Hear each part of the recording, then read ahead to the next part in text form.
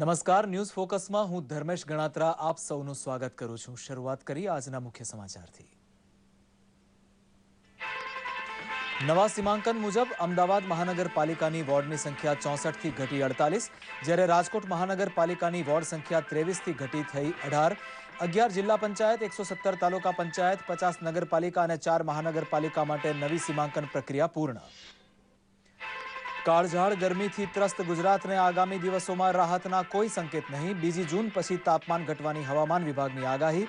40 થી 43 ડિગ્રી ગરમીમાં શેકાઈ રહેલા સુરેન્દ્રનગર, અમદાવાદ સહિતના અનેક શહેરો। સ્માર્ટ સિટી તરીકે શહેરોના વિકાસ માટે પ્રેરણા સ્ત્રોત બની રહેલું સુરત। નગર વિકાસના આ આદર્શ મોડેલમાં નાગરિકોને તમામ સેવાઓ ઓનલાઈન પૂરી પાડતી મહાનગરપાલિકા। સંખ્યાબંધ જાહેર સ્થળોએ મફત વાઈફાઈ કનેક્ટિવિટી મળતા સુરતી લાલાઓ ખુશ। જમીન સંપાદન સુધારા વિધેયક મુદ્દે રચાયેલ સંયુક્ત સંસદીય સમિતિની દિલ્હીમાં મળેલી પ્રથમ બેઠક। સમિતિના 30 સભ્યોએ હાથ ધરી વિધેયકની વિવિધ જોગવાઈઓ અંગેની ચર્ચા। અમલદારો સામે એસીબીની કામગીરીની પરવાનગી આપતા વડી અદાલતના આદેશને પડકારતી કેન્દ્ર સરકારની અપીલ મામલે દિલ્હી સરકારને નોટિસ પાઠવતી સર્વોચ્ચ અદાલત। 3 સપ્તાહમાં જવાબ આપવા ફરમાન।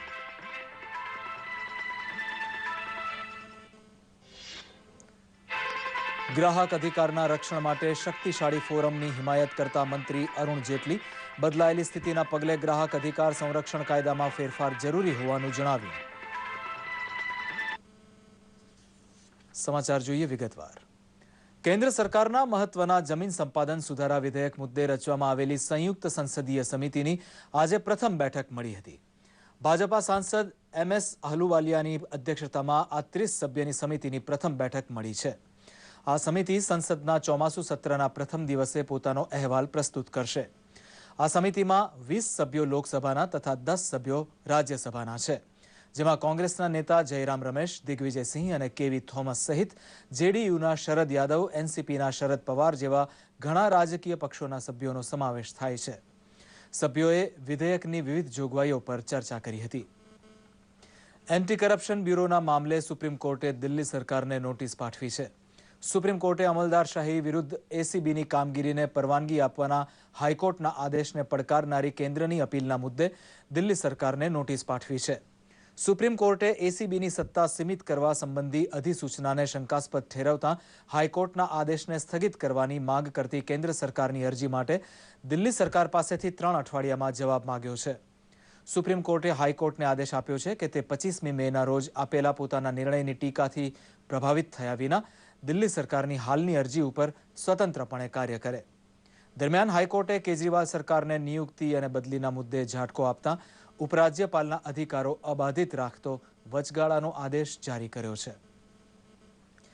કેન્દ્રીય નાણામંત્રી અરુણ જેટલીએ આજે દિલ્હીના વિજ્ઞાન ભવનમાં ગ્રાહક બાબતોના રાષ્ટ્રીય સંમેલનમાં સંબોધન કરતા જણાવ્યું કે વ્યાપારિક પદ્ધતિઓમાં પરિવર્તન આવવાથી ગ્રાહક અધિકારના રક્ષણ માટે શક્તિશાળી ફોરમની જરૂર છે।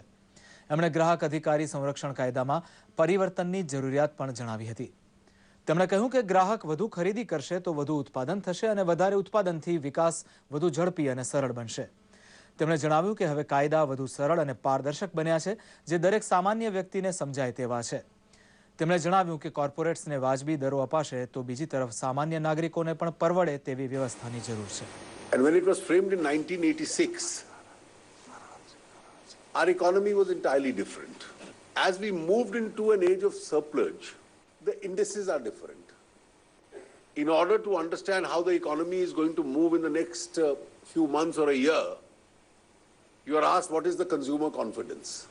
One of the ideas behind giving, while I have said we'll phase out exemptions for corporates and give them a reasonable rate of tax, but to a segment of society, the individual taxpayer will give more and more exemptions. The idea is that he must be encouraged to save more, and he must be encouraged to have more money in his pocket so that he can spend more. રાજ્ય ચૂંટણી પંચ દ્વારા રાજ્યની સ્થાનિક સ્વરાજ્યની ચૂંટણી માટે નવેસરથી ward સીમાંકનની કામગીરી ચાલી રહી છે। પંચે આ સંબંધમાં અમદાવાદ અને રાજકોટ મહાનગરપાલિકા માટેના વોર્ડ સીમાંકનને અંતે નક્કી થયેલા નવા વોર્ડ અંગે જાહેરનામા બહાર પાડ્યા છે। પ્રસ્તુત છે આ અંગે એક અહેવાલ। રાજ્ય ચૂંટણી પંચ દ્વારા વર્ષ 2011ની વસ્તી ગણતરીના આંકડાના આધારે રાજ્યમાં આવેલી જિલ્લા પંચાયત, તાલુકા પંચાયત, નગરપાલિકાના અને મહાનગરપાલિકાના વોર્ડ્સના નવા સીમાંકનની કાર્યવાહી ઝડપથી ચાલી રહી છે. આ અંતર્ગત અમદાવાદ અને રાજકોટ મહાનગરપાલિકાના નવા વોર્ડ સીમાંકન અંગેના જાહેરનામા તાજેતરમાં જ બહાર પડ્યા. 55,77,940ની વસ્તી ધરાવતી અમદાવાદ મહાનગરપાલિકાના વોર્ડ્સનું નવેસરથી સીમાંકન કરતા વોર્ડની સંખ્યા 64થી ઘટીને 48ની થઈ છે. અમદાવાદ મહાનગરપાલિકામાં હવે 192 સભ્યો માટે ચૂંટણી યોજાશે. એ જ પ્રમાણે 13,46,192ની વસ્તી ધરાવતી રાજકોટ મહાનગરપાલિકાની વોર્ડની સંખ્યા પણ 23થી ઘટીને 18ની થઈ છે. રાજકોટ મહાનગરપાલિકા માટે હવે 72 સભ્યો માટે ચૂંટણી થશે. અગાઉ વડોદરા અને સુરત મહાનગરપાલિકાના નવા સીમાંકન અંગેના જાહેરનામા બહાર પડી ચૂક્યા છે. વડોદરાની વોર્ડની સંખ્યા 25થી ઘટીને 19ની થઈ છે, જ્યારે સુરતના વોર્ડની સંખ્યા 38થી ઘટીને 29ની થઈ છે. અમદાવાદમાં જૂના વોર્ડ 64 હતા, જે હવે 48 થયા છે. રાજકોટમાં 23ના 18 થયા છે. વડોદરામાં 25ના 19 થયા છે. સુરતમાં 38ના 29 થયા છે. અને જે નવા જે બીજી કોર્પોરેશન છે એના જાહેરનામા જ્યારે થશે ત્યારે અમે એની પણ જાહેરાત કરશું. રાજ્ય ચૂંટણી પંચ રાજ્યની કુલ 31 પૈકીની 11 જિલ્લા પંચાયત, કુલ 230 પૈકીની 117 તાલુકા પંચાયત, કુલ 56 પૈકીની 50 નગરપાલિકા અને કુલ 6 પૈકીની 4 મહાનગરપાલિકાના કિસ્સામાં નવા વોર્ડ સીમાંકન સંબંધે જાહેરનામા બહાર પાડી ચૂકી છે. રાજ્ય ચૂંટણી પંચ સીમાંકનની પ્રક્રિયા પૂર્ણ કરવા માટે તત્પર છે અને ઝડપથી આ કાર્યવાહી થઈ રહી છે. આપણે આજે જિલ્લા પંચાયત 31 આપણી પાસે છે, એમાંથી 11ના જાહેરનામા થઈ ગયા છે. તાલુકા પંચાયત 230માં ચૂંટણી કરવાની છે, 117ના જાહેરનામા થઈ ગયા છે. નગરપાલિકાઓ 56 છે, એમાં 50ના જાહેરનામા થઈ ગયા છે. મહાનગરપાલિકાઓ 6 છે, જેમાંથી 4ના જાહેરનામા થઈ ગયા છે. સ્થાનિક સ્વરાજ્યની સંસ્થાઓ માટે બાકીની વોર્ડ સીમાંકન કામગીરી પણ ટૂંક સમયમાં પૂરી કરવામાં આવશે. દૂરદર્શન સમાચાર, અમદાવાદ. ગુજરાતભરમાં ગરમી ઘટવાનું નામ નથી લેતી. કાળઝાળ ગરમીથી પ્રજા, પશુ, પંખી તમામ ત્રસ્ત છે. હવામાન વિભાગની ધારણા મુજબ બીજી જૂન પછી ગરમીમાં રાહત મળી શકે છે. આજે સુરેન્દ્રનગર શહેર 43.9 ડિગ્રી સાથે સૌથી ગરમ શહેર રહ્યું હતું. સમગ્ર દેશની જેમ ગુજરાત રાજ્ય પણ કાળઝાળ ગરમીનો સામનો કરી રહ્યું છે. અમદાવાદ સહિત રાજ્યના વિવિધ શહેરોમાં મહત્તમ તાપમાનનો પારો 42 ડિગ્રીથી નીચે ઉતરવાનું નામ લેતો નથી. ધોમધખતા તાપમાં ખુલ્લામાં કામ કરતો શ્રમજીવી વર્ગ ભારે મુશ્કેલીનો સામનો કરી રહ્યો છે. હવામાન વિભાગનું માનો તો આવનારા દિવસોમાં તાપમાનમાં કોઈ ખાસ રાહત મળવાની સંભાવના નથી. હાલમાં જ રાજ્યના વિવિધ શહેરોમાં 40થી 43 ડિગ્રી તાપમાન નોંધાતું રહ્યું છે. जो कि 2 जून પછી તાપમાનમાં રાહત મળવાના સંકેત છે. गुजरात में जो इंलैंड स्टेशन है इसमें टेम्परेचर मेनली आपका 41 से लेके 43 प्लस चल रहा है. अभी ये सिचुएशन जो है, हमारा मानना यह है कि मेरा फोरकास्ट यह है कि 29, 30, 31 first and second, after second 2 तारीख के बाद, 2 जून के बाद मैक्सिमम टेम्परेचर में थोड़ा गिरावट आएगा. स्लाइट फॉल हम एक्सपेक्ट करते हैं, क्योंकि थोड़ा एक मॉइस्चर इनकर्शन भी हो जाएगा तब तक. ગરમીથી રાહત મેળવવા શેરડીનો રસ અને બરફના ગોળા કે ઠંડા પીણાનો જ જાણે કે આશરો છે. છેલ્લા 4-5 દિવસથી ગરમીનું પ્રમાણ વધી રહ્યું છે અને માર્કેટિંગ પીપલ્સ છીએ અમે, એટલે લૂ ને એવું ના લાગે એના કારણે અમે અહીંયા દરરોજ લસ્સી પીવા આવીએ છીએ. અને કાકાની લસ્સી બહુ સારી હોય છે, એટલે અમે અહીંયા કાયમ માટે લસ્સી પીવા આવતા હોઈએ છીએ. હાલ તો હવામાન વિભાગની સમયસર ચોમાસાના આગમનની આગાહી સાચી પડે એવી આશા લોકો રાખી રહ્યા છે. દૂરદર્શન સમાચાર, અમદાવાદ. ટેકનોલોજી વડે સુશાસન કેમ થાય તે ગુજરાતે સફળ રીતે ભારતને બતાવી આપ્યું છે.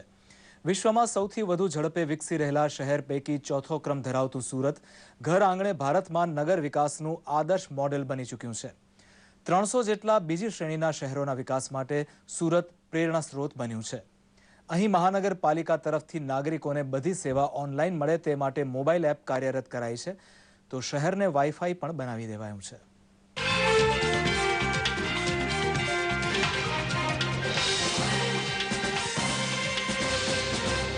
આ છે એક વિદ્યાર્થીની જેનું નામ છે ભૂમિકા વાડીવાળા. સુરતના માર્ગો પર મફત વાઈફાઈ કનેક્ટિવિટી મળતા તે ખુશ છે. મહાનગરપાલિકાએ શહેરમાં ઠેર ઠેર વાઈફાઈ ઝોન ઊભા કરતા ભૂમિકા જેવી નવી પેઢીને જાણે જલસો પડી ગયો છે. રેડિયેશન પ્રૂફ હોય તેવા સલામત ટાવર વડે ઇન્ટરનેટ સેવા અપાતી હોવાથી નાગરિકોને જરાય ચિંતા નથી. બાગ બગીચા, પ્રાણી સંગ્રહાલય તથા લાઇબ્રેરી જેવા સ્થળોએ વાઈફાઈની સુવિધાથી યુવક યુવતીઓને મજા પડી ગઈ છે. जा रहा है कि सब कुछ वाईफाई है, क्या वाकई आपको सुविधा मिल पाती है? जी जी डेफिनेटली बहुत ही अच्छी यहाँ पे सर्विस दी जा रही है और वैसे हम लोग काफ़ी स्टूडेंट्स हैं यहाँ पे जो प्रिपेयरिंग कर रहे हैं आईएएस के लिए, सिविल सर्विस के लिए. सो बहुत ही अच्छी वेबसाइट हमको सर्व करने के लिए मिलती है. यहाँ पे वाईफाई सुविधा मिल रही है जिसकी वजह से मेरी पढ़ाई में बहुत सारा हेल्प हो रहा है. हमें इंफॉर्मेशन चाहिए तो सब इंटरनेट का ही यूज़ करते हैं. सूरत में पीपीपी मॉडल पर शुरुआत की गई है. रिलायंस जियो के साथ फ़िलहाल जो है 22 जगह पे हम लोगों ने वाईफाई हॉटस्पॉट्स खड़े किए हैं जिसमें फ्री वाईफाई सुविधा दी है. कि आईटी पार्टनर्स की अगर बात करें तो माइक्रोसॉफ्ट कॉरपोरेशन की तरफ से सिटी नेक्स्ट इनिशिएटिव में सूरत का चयन किया गया है. સુરતી લાલાઓને સ્માર્ટ સિટીની પરિકલ્પના કોઈ રોમાંચ નથી આપતી, કારણ કે સ્માર્ટફોન ઉપર ઢગલાબંધ સેવા તેમને મળતી થઈ ગઈ છે. જન ફરિયાદ માટે વોટ્સએપ નંબર છે તો મોબાઈલ એપ કે વેબસાઇટ ઉપર ઓનલાઈન નારાજગી વ્યક્ત કરવાની સગવડ છે. ઈ ગવર્નન્સ વડે નાગરિકોને કેટલો કાર્યક્ષમ વહીવટ આપી શકાય તેનું ઉદાહરણ છે સુરત. कॉरपोरेशन की तरफ से मोबाइल एप्लीकेशन शुरू किया गया है जिसको 2 साल हो गए, जिसमें लोग टैक्स पेमेंट से लेके सभी इंटरेक्टिव सर्विसेज, बर्थ सर्टिफिकेट भी उसी से ले सकते हैं. सिविक सेंटर्स को हम लोग अभी वर्चुअल सिविक सेंटर्स मतलब इंटरनेट पे ऑनलाइन पर शुरू किए हैं. ભારતમાં સ્માર્ટ સિટી તરીકે વિકાસ કરવા પસંદ થયેલા 100 શહેરમાં સુરત પણ છે. પરંતુ સ્થાનિક વહીવટી તંત્ર માને છે કે સુરત ખરેખર તો સૌથી સ્માર્ટ શહેર બનશે. મહાનગરપાલિકાના વીજ વપરાશનો ત્રીજો ભાગ સ્વચ્છ ઉર્જા સ્ત્રોતમાંથી આવે છે. પવન ઉર્જા, બાયોગેસ તથા સૂર્ય ઉર્જા અહીં ઉત્પન્ન થાય છે, જેનું મોડેલ શહેરી વિકાસ મંત્રાલયે પણ ધ્યાનમાં લીધું છે. નાગરિકોને સુખ સગવડ બક્ષવામાં ટેકનોલોજી આધારિત પ્રયોગશીલતા દાખવવા બદલ સુરત અનેક એવોર્ડ જીતી ચૂક્યું છે અને વધુને વધુ એવોર્ડ મળતા જ રહે તેટલા બહેતરીન પ્રોજેક્ટ હાથ ઉપર છે. દૂરદર્શન સમાચાર, અમદાવાદ. મુખ્યમંત્રી શ્રીમતી આનંદીબેન પટેલે રાજ્યની બિન સરકારી અનુદાનિત કોલેજોના ખંડ સમયના અધ્યાપકોના વેતનમાં 20% વધારો કરવાનો નિર્ણય કર્યો છે. આ 20% વેતન વધારો 1 માર્ચ 2013ની પશ્ચાતવર્તી અસરથી અમલમાં આવશે. બિન સરકારી વિનયન, વાણિજ્ય, વિજ્ઞાન, કાયદા અને શિક્ષણની કોલેજોના અધ્યાપકોને આ વધારાનો લાભ મળશે. સાપ્તાહિક 3 થી 4 લેક્ચર સુધીના અધ્યાપકોને અગાઉ મળતા માસિક 3,900ના સ્થાને હવે 4,680 રૂપિયા, 5 થી 7 લેક્ચર સુધીના અધ્યાપકોને 7,800ના સ્થાને 9,360 તેમજ 8 થી 10 લેક્ચર સુધીના અધ્યાપકોને અગાઉ મળતા 11,700ના સ્થાને હવે માસિક રૂપિયા 14,040 પ્રમાણે વેતન મળતું થશે. ખંડ સમયના 260 ઉપરાંત અધ્યાપકોને આ વેતન વૃદ્ધિનો લાભ મળશે. મોદી સરકારની પહેલી વર્ષગાંઠ નિમિત્તે ઉજવાતા જનકલ્યાણ પર્વ અંતર્ગત કેન્દ્રીય ગૃહમંત્રી રાજનાથસિંહ ગઈકાલે રાજકોટમાં હતા. મોડી સાંજે મવડી ખાતે તેમણે જાહેર સભાને સંબોધી હતી. રાજનાથસિંહે મોદી સરકારની ઉપલબ્ધિઓની માહિતી આપી હતી. તેમણે જણાવ્યું હતું કે સરકાર ખેડૂતોના ઉત્કર્ષ માટે પ્રતિબદ્ધ છે અને ખેડૂતોને કોઈ પણ પ્રકારે અન્યાય થવા દેવાશે નહીં.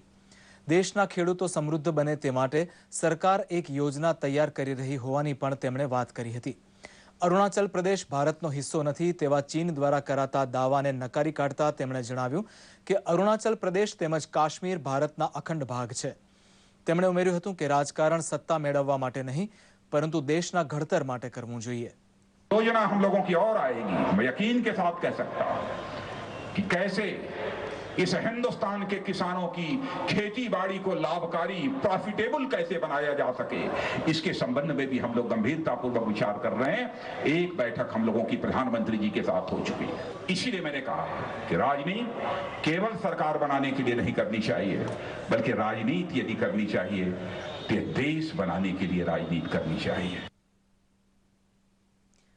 વરસાદી પાણીના પુરવઠા અને પરિવહનના સંદર્ભે રાજ્ય સરકાર તથા વોટર મેનેજમેન્ટ ફોરમ દ્વારા એક સેમિનારનું આયોજન કરવામાં આવ્યું હતું.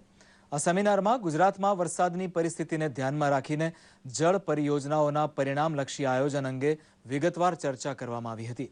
સેમિનારમાં હાજર રહેલા રાજ્યના મુખ્ય ઇજનેર અને અધિક સચિવ સીવી નાદપરાએ જણાવ્યું કે વરસાદી પાણીને અછતગ્રસ્ત વિસ્તારોમાં સફળતાપૂર્વક પહોંચાડવા વિગતવાર ચર્ચા કરવામાં આવી. આ સેમિનારમાં પાણી પુરવઠા તેમજ વ્યવસ્થાપન વિભાગ સાથે સંકળાયેલી સરકારી તથા ખાનગી સંસ્થાના ઇજનેરો અને વિષય નિષ્ણાતો સહભાગી થયા હતા. ગુજરાતમાં ખૂબ જ વરસાદ પડે છે, પાણી દરિયામાં જાય છે. સૌરાષ્ટ્ર, કચ્છ અને ઉત્તર ગુજરાતમાં કાયમી પાણીની અછત હોય છે. એટલે આજના સમયમાં ઇન્ટરબેઝિન ટ્રાન્સફર, જ્યાં વધારે પાણી છે ત્યાંથી અછતવાળા વિસ્તારમાં પાણી લઈ જવા માટે લાર્જ સ્કેલ મોટા પ્રમાણમાં પમ્પિંગ અને પાઇપલાઇન દ્વારા પાણી લઈ જવું એ ખૂબ જ જરૂરી છે. અને એ અનુસંધાને પમ્પિંગ અને પાઇપલાઇનના રિલેટેડ જે પણ સબ્જેક્ટ છે, પાઇપ મેન્યુફેક્ચરિંગ, પંપ મેન્યુફેક્ચરિંગ, વાલ્વ્સ અને એને રિલેટેડ ક્વોલિટી કંટ્રોલ, એ બધા સબ્જેક્ટને કવર કરતો આ 2 દિવસનો સેમિનાર રાખેલો છે.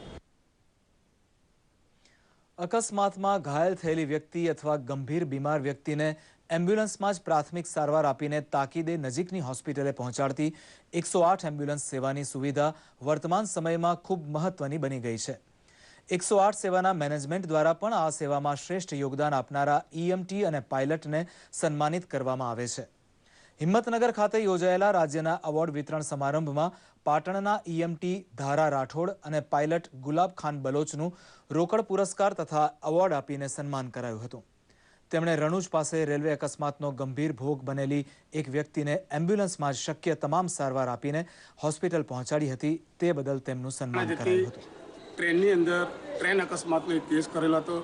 એની અંદર જે ભાઈ હતા એ ચાલો ટ્રેનની અંદર પડી ગયેલા હતા અને એમને એમ્બ્યુલન્સની અંદર કે જે અમારી ટ્રીટમેન્ટ આપવાની હોય ચાલો એમ્બ્યુલન્સમાં, એ ચાલો એમ્બ્યુલન્સમાં એને અમે ધારપુર લઈ ગયા અને ધાरपुर ले जाता ये व्यक्ति बचे थे। ट्रेन से जो गिर पड़ा था उसको हमने ट्रीटमेंट दिया, उसको 5 सीटर में कन्वर्जन की प्रॉब्लम थी, उसको भी हमें ट्रीट किया और उसको हमें अस्पताल पहुंचाई, उसकी जान आज बच गई है।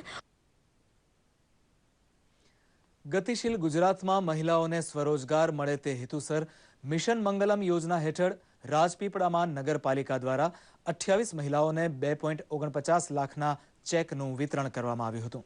નર્મદા જિલ્લામાં 265 જેટલા સખી મંડળો હાલમાં કાર્યરત છે, જેમાં મહિલાઓ રાજ્ય સરકારની મિશન મંગલમ અર્બન યોજના હેઠળ નાના મોટા રોજગાર પ્રાપ્ત કરી શકે છે. મિશન મંગલમ અર્બન યોજના નર્મદાના મેનેજર નિશાબહેન પરમારે જણાવ્યું કે આવી યોજનાઓ થકી મહિલાઓના જીવન ધોરણમાં સુધારો આવ્યો છે. આ પ્રસંગે નગરપાલિકાના મહિલા પ્રમુખ ભારતીબેન વસાવા, ઉપપ્રમુખ મહેશભાઈ વસાવા તથા કારોબારી ચેરમેન ભરતભાઈ વસાવા સહિત અન્ય બહેનો પણ હાજર રહ્યા હતા. મેં બેંકમાં જમા કરાવી હતી. મિશન મંગલમ અર્બન યોજના શરૂઆતમાં ફક્ત ગ્રામ્ય વિસ્તાર પૂરતી અમલી બની હતી. હવે તેનું અમલવારી આપણા શહેરી વિસ્તારમાં પણ થઈ છે અને તે અંતર્ગત આપણે અત્યારે આપણી નગરપાલિકામાં 261 સખી મંડળ બનાવેલા છે. તો આજે આ ફરતા ભંડોળના જે ચેક છે સખી મંડળની બહેનોને વિતરણ કરવા માટેનો આપણે આ કાર્યક્રમ રાખેલો છે. વિદ્યાર્થીઓ ધોરણ 10 અને 12 પછી કારકિર્દી ઘડતરની યોગ્ય દિશા મેળવી શકે તે હેતુસર ગુજરાત પ્રદેશ કોંગ્રેસ સમિતિ દ્વારા રાજીવ ગાંધી ભવન ખાતે વિધાનસભાના વિપક્ષના નેતા શંકરસિંહ વાઘેલા તથા પક્ષ પ્રદેશ પ્રમુખ ભરતસિંહ સોલંકીની ઉપસ્થિતિમાં કારકિર્દીના ઉંબરે પુસ્તકનું વિમોચન કરવામાં આવ્યું હતું. પક્ષના પ્રદેશ પ્રમુખ ભરતસિંહ સોલંકીએ જણાવ્યું હતું કે આ પુસ્તકની મદદથી વિદ્યાર્થી પોતાની ક્ષમતા પ્રમાણે કારકિર્દીની પસંદગી કરી શકશે. પુસ્તક ઈ બુક તથા એન્ડ્રોઇડ એપ્લિકેશન સ્વરૂપે પણ ઉપલબ્ધ છે. શંકરસિંહ વાઘેલાએ અભ્યાસ માર્ગદર્શનના આ કાર્યને બિરદાવ્યું હતું. તેનો પ્રયત્ન કરે છે અને આ વખતે વધારાનું આ બુકમાં એ ધ્યાન દોરવામાં આવ્યું છે કે વિદ્યાર્થીની કઈ શક્તિ છે અને એ શક્તિ કેમ વધારે સારી રીતે ખીલી શકે, એનામાં રહેલી ઇનબોર્ન જે કેપેસિટી છે અને 12મા સુધી ભણ્યા પછી 10મા સુધી ભણ્યા પછી એ વધારે શક્તિશાળી બનીને સમાજમાં આવે અને કેમ કરીને સફળ બને એનું દિશા સૂચન આ બુકમાં કરવામાં આવ્યું છે. સૌરાષ્ટ્રમાં રાજકોટ નજીક ગોંડલ ખાતે આજે ભીમ 11થી બળદનું ખરીદ વેચાણ કરતું પશુ બજાર શરૂ થતાં વાવણી અગાઉ બળદની જોડી ખરીદવા ખેડૂતો ઉમટી પડ્યા હતા. સૌરાષ્ટ્રમાં ગોંડલ અને ચોટીલા એમ માત્ર 2 સ્થળે જ બળદ બજાર ભરાતું હોવાથી તાકાતવાન નસલના બળદ ખરીદવા માટે દૂર દૂરથી ખેડૂતો અહીં આવે છે. આશરે 300 જોડી બળદના સ્ટોક સાથે શરૂ થયેલા આ બજારમાં એક બળદનો ભાવ 10,000 થી 40,000 સુધીનો બોલાય છે. ખેતીમાં ટ્રેક્ટરનું ચલણ વધી ગયું હોવા છતાં ખેડૂત માટે બળદની જોડી શુકન સમાન હોવાથી બળદની ખરીદી અને વેચાણ ચાલુ જ છે. તહેવાર હતો, ખેડૂત નવરા હતા એટલે વેચાણ બહુ મોટા પાયે થયેલ છે અને સારામાં સારું વેચાણ થયું છે અને મોટી કિંમતનું બહુ વેચાણ થયું છે. 35,000 થી 40,000 રૂપિયાની બળદની કિંમત થયેલ છે. સુપ્રસિદ્ધ યાત્રાધામ સોમનાથ નજીક આવેલા ત્રિવેણી સંગમ પર ગંગા દશહરા નિમિત્તે પૂજા અર્ચના તથા મહાઆરતીનું આયોજન કરવામાં આવ્યું હતું. આ સંગમ સ્થળે હિરણ, કપિલા અને સરસ્વતી એમ 3 નદીઓ મળે છે. આ ત્રણેય નદીઓ સાથે મળીને સમુદ્રને મળે છે. સરસ્વતી નદીનો સંગમ દેશના અન્ય કોઈ સ્થળે સમુદ્ર સાથે થતો નથી. ગંગા દશહરાના દિવસે ત્રિવેણી સંગમમાં સ્નાન કરવાથી ગંગા સાગરમાં સ્નાન કરવા જેટલું જ ફળ મળે છે તેવી માન્યતા છે. સાંજે યોજાયેલી મહાઆરતીમાં મોટી સંખ્યામાં શ્રદ્ધાળુઓ ઉમટ્યા હતા. રાજા ભગીરથ દ્વારા કરવામાં આવેલ તપશ્ચર્યાના પ્રભાવને કારણે આજ રોજ ગંગાજી જ્યેષ્ઠ શુક્લ પક્ષ દશમી અને બુધવારના રોજ ગંગાજી પૃથ્વી ઉપર વધાર્યા હતા. એના ઉપલક્ષ્યમાં આજ રોજ ત્રિવેણી ગંગા મહાકિનારે ગંગાજીનું આવાહન કરી ગંગાજીની પૂજા કરી. હરિહર તીર્થધામમાં જે 3 નદીઓનો સંગમ થાય છે જેનું મહત્વ પણ ગંગાજી જેવું જ છે. તીર્થસ્થાનના દરેક તીર્થ પુરોહિતો તથા સ્થાનિક ગ્રામજનોએ એકઠા થઈ અને આજે ત્રિવેણી સંગમ માતાજીનું પૂજન કરી અને માતાજીની આરતી ઉતારવામાં આવી હતી. વિશ્વ હિન્દુ પરિષદના આંતરરાષ્ટ્રીય મહામંત્રી પ્રવીણ તોગડિયાની ઉપસ્થિતિમાં દ્વારકા જિલ્લાના ખંભાળિયા તાલુકાના હરિપર ખાતે પ્રશિક્ષણ શિબિરનું આયોજન કરવામાં આવ્યું હતું. શિબિરને સંબોધતા તેમણે જણાવ્યું કે વર્તમાન સરકારે રામ મંદિર બનાવવું જરૂરી છે. શ્રી તોગડિયાએ ગૌહત્યા સહિત વિવિધ સમસ્યાઓ અંગે ચિંતા વ્યક્ત કરી હતી. સૌરાષ્ટ્રભરમાંથી વીએચપી તથા બજરંગ દળના હોદ્દેદારો, આગેવાનો અને કાર્યકરો હાજર રહ્યા હતા. વિશ્વ હિન્દુ પરિષદના આંતરરાષ્ટ્રીય મહામંત્રી ડોક્ટર પ્રવીણ તોગડિયાએ આ શિબિરમાં યુવાનો તથા આગેવાનોને માર્ગદર્શન પૂરું પાડ્યું હતું. ફરીથી પાછા લઈ આવીશ અને દરેક હિન્દુ પોતાના ઘરમાં બાળકોની ચિંતા કરે, હિન્દુઓની રક્ષા થાય, હિન્દુઓને નોકરી મળે, ભણવામાં મદદ થાય તો એ કોઈ ગરીબ પટેલ, વાણિયા, બ્રાહ્મણ, આયર, લુહાર, સુતાર, કોળી એટલે એવા હિન્દુ ધર્મ, સમાજ અને દેશ માટે સંકલ્પબદ્ધ લોકોની સરકાર હિન્દુઓની રક્ષા કરવાની વાત કરે. કેરળના મુખ્યમંત્રી ઉમંગ ચાંડીએ આજે નવી દિલ્હી ખાતે પ્રધાનમંત્રી નરેન્દ્ર મોદીની મુલાકાત લીધી હતી.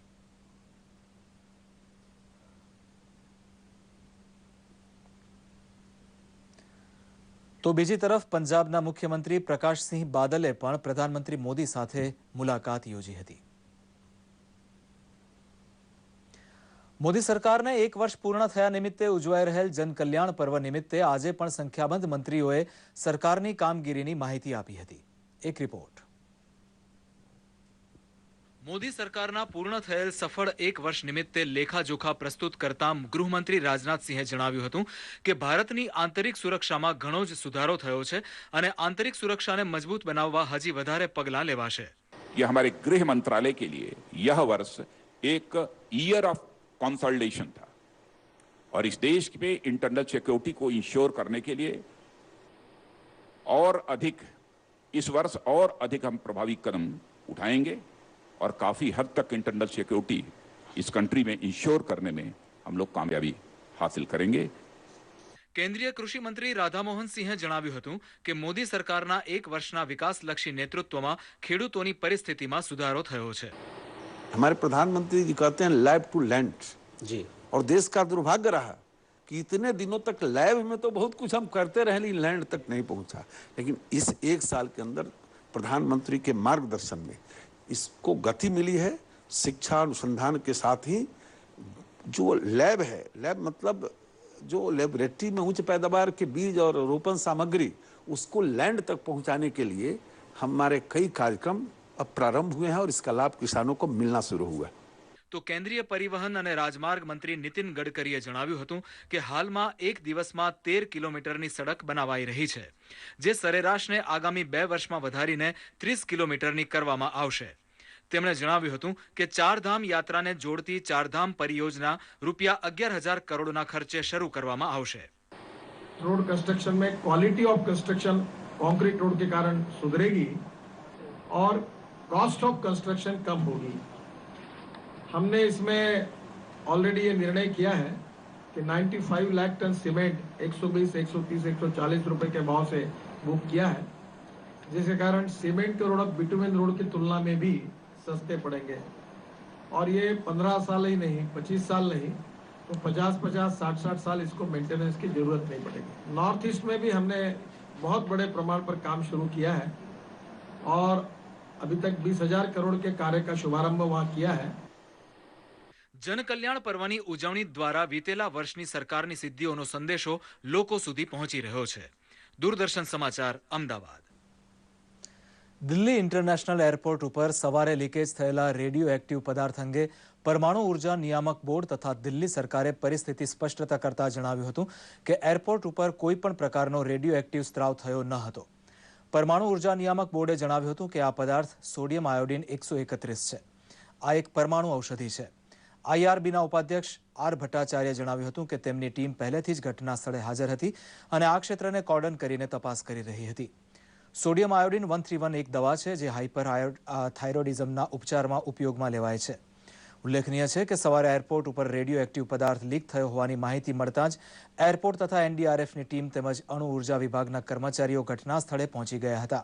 હાલ પરિસ્થિતિ એકદમ સામાન્ય બની ગઈ છે. ઓસ્ટ્રેલિયા ઓપન સુપર સિરીઝ બેડમિન્ટનના મહિલા એકલમાં Saina Nehwal quarter final match હારી ટુર્નામેન્ટમાંથી બહાર ફેંકાઈ ગઈ છે. સાયનાને ચીનની શિક્ઝિયાન વેંગને 21-15, 21-13થી માત આપી હતી. શરૂઆતની રમતમાં સાયનાએ સંઘર્ષ કર્યો હતો. તેની રમત જોતા લાગતું હતું કે તે રમતમાં સ્થાયી રહી શકશે, પરંતુ ચીનની ખેલાડીએ સાયનાને બરોબરીની ટક્કર આપતા સાયના આ મુકાબલો હારી ગઈ હતી. અને હવે એક નજર આજના હવામાન પર.